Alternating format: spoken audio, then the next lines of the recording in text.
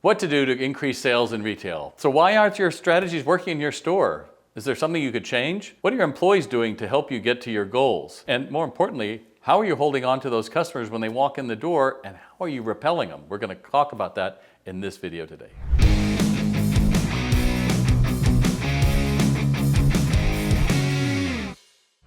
You know, I did another video that was a little longer that you might want to be interested in. You can find that either up above or down below. And this one's going to be a little bit shorter, a little bit more specifics of what you can do, because a lot of times people say, well, how do I know if my retail sales strategies are working? What's the magic sauce that everybody else seems to have that I don't?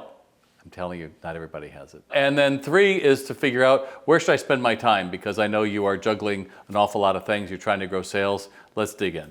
All right, so your most basic question here is it working? What are your sales strategies that you're implementing, and how are they faring? So I always start with the basics. Units per transaction. How many items went out per customer? Easy to figure if you don't know it. Just take, well, you have to first off count, so make sure your POS has a place for that, and I imagine all of them do. It's going to count how many sales you had that day, it's a number, and how many rings on the register, which is why some people say, oh, you bring in the register, to make change in things because it'll affect that. Well, forget that. Units per transaction. It's the biggest determiner of how well your crew is doing. A lot of times people are satisfied for 1.1 or 1.2. 1.2 is, I walked in the door, hi, do you have this widget? Yes, great, I'll take it. That's pretty much what that is. And a few people say, give me 2 widgets. But when you get up there and realize, oh, my sales strategy should be driving that average number of units per transaction, then you realize, oh, so what's it going to take to get an average of 2? Well, I'll talk about that in a minute, because that's retail sales training, it's behavioral training. Then you're going to look at what's the average check. So if it's 111.25, let's just say, that'd be nice. Wonderful. But what could it be? If we have an average of 1.2 items going out the door and we've got 125, man, you probably could do $200 in average sale if you just got this up. And here's the magic. Are you ready for the magic? I have a magic hat here. All right, it's just my fingers. But if you just did a 10% increase in these 3 categories, you would find a 30% increase in sales. So if you took your average number of items, your average sale, and the number of times a customer comes into you.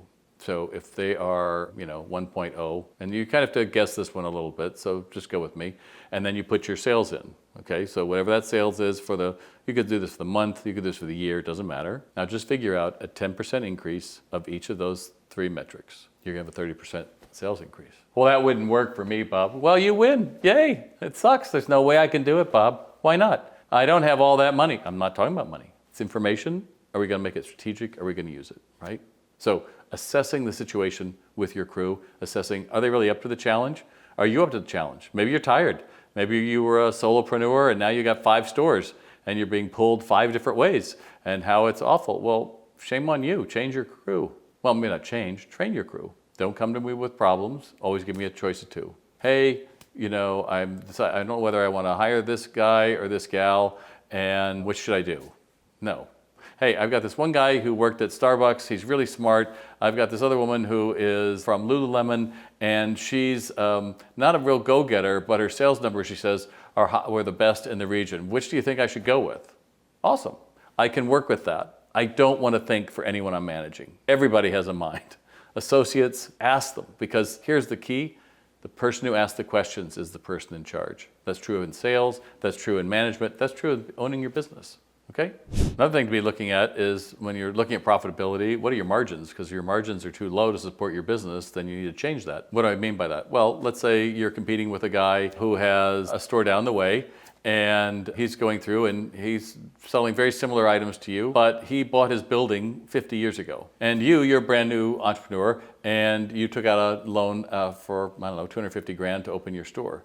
Your financials dictate what your margins have to be. He might be able to sell that widget for $99, but you might have to sell it for $119. And sometimes we get caught up in but our customers all know. They won't. If they're in your store looking at that one item, yeah, a few might say that. You say, yeah, we price things accordingly because we realized we wanted to sell quality over price and we wanted to be here for the long term. And if you can support that, great. But you should never apologize for your pricing. And if you're too low, what you're doing is you're probably turning merchandise. But the problem with that is if you're just working and working, the store's working too hard, maybe you aren't making the money back from it, so you're chasing your tail, basically. Especially if you figure in delivery and breakage and returns and a lot of things that a sophisticated retailer will have in their back pocket, you realize, okay, I've got to find out what's right for me. The other thing that a lot of retailers miss is something that's so basic. If your mom walked into your store's bathroom, would she be appalled or would she be excited? You'd be shocked, and same thing for if you have a restaurant, right?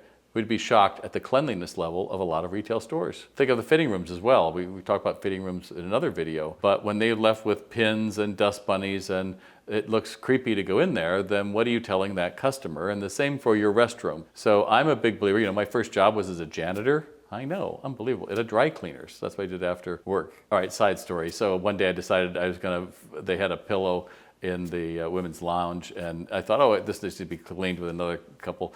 And I took them, I put them on their big washers, and I figured out how to make it work. And imagine my surprise 30 minutes later when the water's not leaving it, and I actually have to open the front of the washer, and it all comes over me. And I learned, don't have to clean everything, Bob. Probably could have let that one go. But I was able to clean the floors better than ever after that. So it's upsides. But the reason I say that is because a lot of times, if you have a good associate, they're gonna look at things they could do better, right? They could clean this better, they could have a checklist. And once you train that, like one of the things I always say is, going back to the bathroom, I'll say on day one, we all use the restroom, you're gonna learn how to do it. I'm gonna show you how to do it, where everything's located. I'm gonna tell you what I'm doing, we're doing it together, and then I'm gonna leave you to do it because my definition of clean is I could eat off this floor. What's my definition of clean? Again, going back to questions. I could eat off that floor. I don't have to explain that again. Once I've done that then, and I say, okay, if you have any free time when you come in, I want you to just check the bathroom that it looks like, what's my definition of clean? You can eat off the floor. I've done it, I don't have to do that again. So getting used to saying what success looks like is what we tend to miss. What does success look like for a salesperson? What's success look like for customer service? What's customer service look like for follow-up? Those are things you're going to be challenged on. And if you're lacking any of those, then I think what you end up doing is going all the way back to basics. We didn't start with cleanliness. We didn't start with order. We didn't prioritize the customer. And once you understand that, I think you're going to find that you have a lot you can work on. And just getting your store clean. I mean, take everything out. You can do sections all the way to the wall, take the broom, get all that stuff out. Extra dead hangers, you'd be shocked at what's underneath some of your racks or your walls, and clean everything. And just that feeling changes the energy in your store. And your employees suddenly see things in a new light and they don't recognize it. Here's the thing, little caveat, time. When you do a store reset and an employee is trying to think they're being helpful and someone walks in, oh, wow, did you just get this in? No, we've had that for 2 years. We just moved the store around. Yeah, we don't want that. That's the point of moving it around. That something will be seen and sold, okay? And that all comes down to, you've got to come up with a plan for cleanliness, you got to have a plan for your employees, you got to have a plan for your merchandising, you got to have a plan for your outreach to attract customers, and the one that's often forgotten is have a plan for getting your customers to want to come back. They have to have an exceptional experience to start with, so they rave about you.